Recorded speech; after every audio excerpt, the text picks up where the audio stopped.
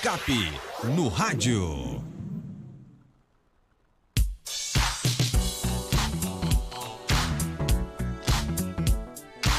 Quadro Check-up no rádio com o médico veterinário Dr. Robson Góes. Seja bem-vindo aqui ao nosso Panorama 95. Dr. Robson, bom dia. Bom dia, Marcos. Bom dia, Geraldinho. Bom dia, ouvintes. Prazer estar aqui mais uma vez, Marcos. O tema de hoje é bem interessante porque tem pessoas que quando nasce um cachorrinho, nasce um gatinho, né, aquela alegria, tudo, acha muito bonito, coloca em redes sociais, quando o animal vai crescendo, vai perdendo um pouco do carinho, né? Então o nosso tema de hoje é cuidado com os recém-nascidos cães e gatos. Antes de entrar nos cuidados, é normal você ter mais carinho pelo animal enquanto ele é bebezinho? A gente sempre se reporta a questão de animal ao ser humano. Então o bebê é aquela coisa inocente, o bebê é aquela coisa brincalhona, é aquela coisa dependente, né? Então sempre se atrela um animalzinho também a ele ter aquela beleza de infantil, necessitar dos cuidados das pessoas, né? Cuidado da mãe, muitas vezes o cuidado do pai, e fica sempre aquela coisa bela, né? Aquela coisa infantil. Consequentemente, é mais gostoso de você estar com um filhotinho do que quando ele começa a se tornar adulto, que começa a vida sexual, por exemplo, que fica cheio de brigas, né? Vou falar no popular, que cria rabujo e essas coisas mais, e que as pessoas aí começam a já ver com outros olhos, Marcos. Existe sim essa percepção. Quais são os principais cuidados com os recém-nascidos? Olha, os cuidados com o recém-nascido, ele inicia, por incrível que pareça, desde a cruza, tá? Por que a gente se preocupa com a questão da cruza? Porque existe possibilidade de já ter transmissão de doenças, né, do pai para a mãe, ou então da mãe para o feto, já na gestação. Então a gente já se preocupa com os filhotes desde essa época. A gente também se preocupa em essa mãe estar vacinada antes de emprenhar, já que vai ser necessário, quando os filhotinhos nascerem, que ocorra aí a transmissão através do colostro, que é o leite materno, é o primeiro leite materno, a transmissão de anticorpos, que seria a imunidade passiva, né, que são as defesas que a mãe passa através do colostro para os filhotes, e esses filhotes terem condições de, se forem agredidos por algum agente, né, por alguma doença, eles terem através do colostro essa defesa que recebeu aí da mãe ao ele amamentar. Veja bem, Marcos, essa amamentação ela é fundamental nas primeiras 2 horas, ou no máximo nas primeiras 12 horas de vida. Então, ao nascer, o filhote ele já tem de ser estimulado, ou ele tem de ir mamar o colostro, porque esse leite, no intestino, ele tem umas portazinhas de entrada que vai deixar passar esses anticorpos, né? Essas imunoglobulinas. E à medida que ele nasceu, se ele não mamar, vai ser preenchido aí por bactérias, vai ser preenchido, esses espaços vão se fechando, e esse paciente muitas vezes pode ficar, né, esse animalzinho, esse filhote, esse recém-nascido, pode ficar imunossuprimido já por não ter mamado, né, o colostro, ou ele ficar mais susceptível, mais fácil de pegar alguma doença. Então, o primeiro cuidado que você tem de ter com o filhote, com o recém-nascido, é fazer com que ele mame o leite materno, o colostro, até no máximo 12 horas de vida. Tem alguns estudos que falam até 24 horas, mas sempre eu oriento que deve ser, ele deve mamar o colostro até as 2 primeiras horas de vida, que seria o ideal.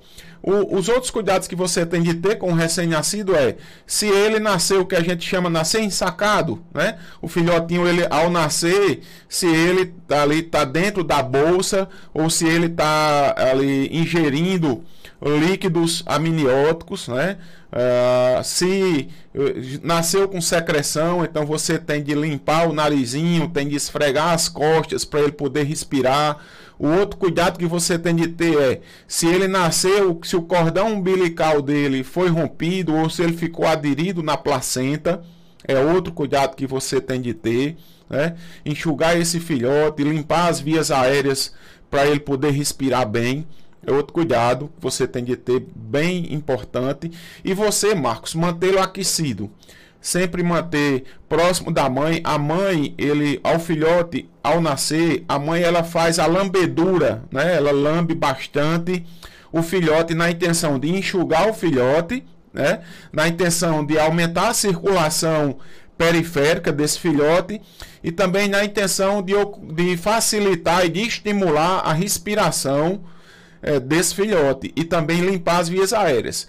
Se você quer ajudar a mãe, você já pode fazer isso com um paninho seco, né? Um pano limpo, um pano seco, que você também já ajuda consideravelmente esse filhote a ter boas condições respiratórias, cardíacas e ficar apto mais rápido para fazer a mamada, né? Para ingerir o colostro. Os outros cuidados que tem de se ter posteriormente é aquecer esses filhotes, manter num local limpo, no local aquecido. Você tem de ter a preocupação em cães, né, de verificar, dependendo do número da ninhada, se a mãe está tendo leite suficiente para manter esses filhotes alimentados e nutridos, tá? Em gatos, se a mãe está frequentemente voltando para amamentá-los, que também existe bastante o abandono por parte das mães, principalmente das gatas, abandonam a ninhada. E tá sempre de olho, né? O filhote ele necessita de alimentação várias vezes ao longo do dia, então você tem de estar atento e esperto para quanto a isso. E na ninhada de cães, né? Aí por último, o cão ele já com uma certa idade, já próximo muitas vezes até de apartar, você tem de fazer a vacinação.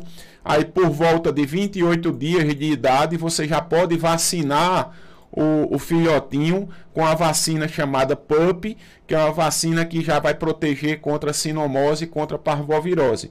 Então esses daí são os cuidados que você tem de ter, e ao apartar, né, você já pode inclusive fazer a vermifugação, dar remédio de verme para esses filhotes, que é bastante comum filhotes com verminose, tá?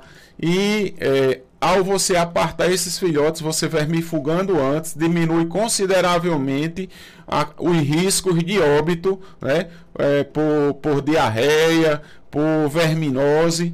E quando você entregar esses filhotes a uma pessoa responsável, não colocá-los na rua, essa pessoa vai dar continuidade ao esquema de vacinação, a vermifugação, a alimentação, que isso aí são os cuidados que você deve ter com os recém-nascidos.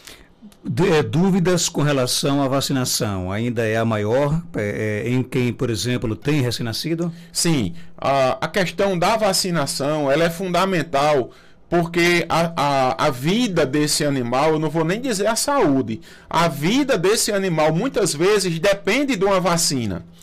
Veja bem, Marcos, tem pessoas que dizem que amam os animais, tem pessoas que adoram o seu cachorro, tem pessoas que amam o seu cachorro, dormem com ele na cama, na rede, seja onde for, mas se esquecem de vacinar.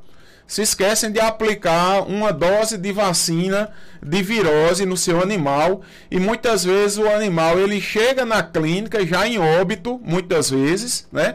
Ou em quadro grave e que posteriormente vão a óbito, porque a pessoa ou se esqueceu de vacinar contra sinomose ou contra parvovirose, ou então achou cara a vacina, né? Naquele momento não podia vacinar, eu até entendo, mas a vida do seu animal foi embora por um desleixo seu, né? E muitas vezes culpa o profissional, o médico veterinário, por não ter conseguido salvar o animal, onde na verdade a culpa foi da pessoa que infelizmente se esqueceu de vacinar né, o seu animal com uma vacina que vai proteger e dar uma qualidade de vida. Então eu acho hoje que, por incrível que pareça, a vacinação no município de Caicó, né, eu vou falar por Caicó, o município de Caicó hoje é um dos maiores problemas que existem dentro das clínicas veterinárias. São animais que chegam doentes porque as pessoas se esqueceram de vacinar contra as vacinas de virose, principalmente contra a sinomose, que é o que está acontecendo aqui em Caicó, que são os surtos, né? Caicó tem um surto de sinomose, e isso daí vai muito da questão da vacinação desses animais. Tem pergunta chegando no nosso WhatsApp, 992053030. Bom dia. Bom dia, Marcos. Bom dia, Dr. Robson. A minha dúvida, eu queria, assim, eu tenho 3 cadelas, uma castrada e 2 não.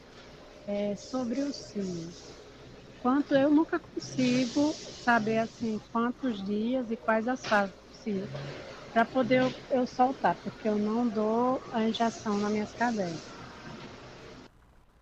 Dr. Robson. Olha, o cio da cadela, Marcos, ele é a cada 6 meses em média, tá? Tem cadela que é mais precoce, entra no cio a cada 4 meses, 5 meses. Tem cadela que é mais tardia, entra no cio a cada 7 meses, 8 meses. Mas a média é que a cadela entre no cio a cada 6 meses. Então ela teria 2 cios por ano. O que ela pergunta é qual a duração do cio, tá? Muitas vezes tem cadela que apresenta cio silencioso, ela entra no cio e não manifesta nenhum sintoma, mas tem cadelas que apresentam o cio normal, que seria a cadela fica sem querer comer, lambe muito a vulva, incha a vulva, tem um edema vulvar e ela apresenta sangramento, né? Aqueles pinguinhos de sangue que fica apresentando como se fosse uma menstruação, né? Que é uma menstruação. E, por incrível que pareça, a cadela ela vai ovular quando aquele sangramento está ou se acabando ou acabou. Então, se ela parou de menstruar, é quando ela está ovulando. Então, não solte ela, né? E a cadela ela pode ovular aí por até, né, 5 dias. Ela pode ovular hoje, no outro dia ovular novamente, no outro dia ovular novamente e aí por diante. Então ela pode ter várias ovulações em dias diferentes. Então tem de ter esse cuidado, né? Não solte. A senhora fala aí, parabéns por não estar utilizando esses progestágenos. A indicação realmente é que você faça a esterectomia, a castração, mas tem essas características de você deixar presa a cadela, né? Impedindo que também tenha, além da fuga, da cadela não fugir, tem um risco também dos malandros, dos cachorros pular, ou entrar dentro do muro, ou entrar dentro da casa e cruzar com a cadela, Marcos. Eles são verdadeiros escaladores para cruzar com a cadela. Tem mais ouvindo com a gente, bom dia. Bom dia, Marcos. Ei, eu gostaria de saber do Dr. Robson, porque eu crio uma cachorra ranco siberiano. Aí ela menstruou agora há pouco tempo, parou de menstruar já. Mas depois ficou só tipo assim, cavando no chão assim e tipo chorando. De vez em quando ela faz isso e diminuiu de comer bastante, assim, não tá querendo comer como ela comia, sabe? Aí eu queria saber o que é mais ou menos que seja isso, porque eu tô desconfiando que ela tá com gravidez psicológica, mas eu nunca botei ela para cruzar não, sabe? Ainda não. Ela vai fazer uns 3 anos, mas eu não botei ela para cruzar ainda não.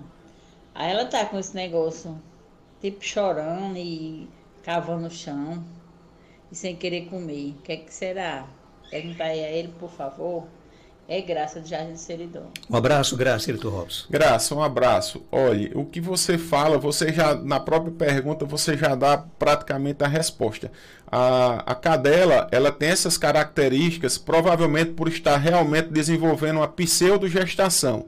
O que seria isso, né? A cadela, ela pensa que está prenha, pensa que está grávida, e vai, inclusive, pode apresentar características de gestação, que seria leite nas glândulas mamárias, cavar buraco, tem cadelas que se aninham, pega brinquedinhos ou osso, ou pano, seja o que for, sandália e se deita em cima como se fosse simulando os filhotes.